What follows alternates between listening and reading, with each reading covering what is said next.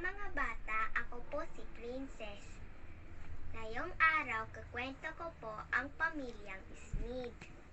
Pamilya Smith. Ito ang pamilyang Smith. Si Tatay Smith, si Nanay Smith, si Obet Smith at si Ollie Smith. Marami silang kapitbahay, ngunit hindi sila namamansin. Katwiran nila sila ay naiiba dahil sa kulot nilang buntot. Kapag sila ay naiimbita sa mga pagtitipon, hindi sila sumasama.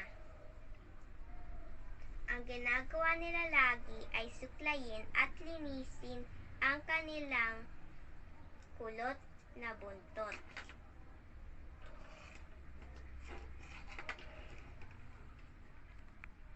Isang araw, nagpatawag ng pagpupulong sa kanilang barangay upang pag-usapan ang nangyayaring nakawan.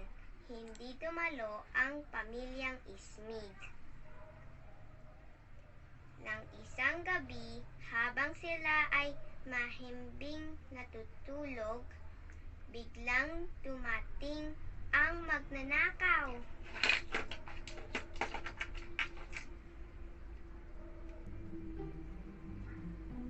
Hinakot lahat ng kanilang gamit nang hindi nila namamalayan.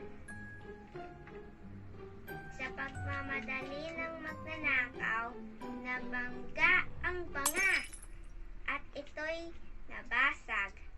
Doon nagising ang pamilyang Smith.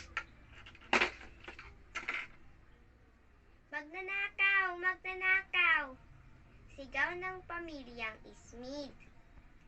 Mabilis maklolo ang mga kapitbahay. Ngunit nakatakas ang mga magnanakaw. Lungkot na lungkot sila. Laking gulat nila nang lahat ng kapitbahay ay nagdala ng pagkain at damit sa kanila bilang tulong. Dahil dito, natuto silang magpasalamat, makipagkapwa, at makipagtulungan. Nagustuhan niyo po ba ang kwento ng pamilyang Smith? Ako din po. Sa susunod na lang po. Bye-bye!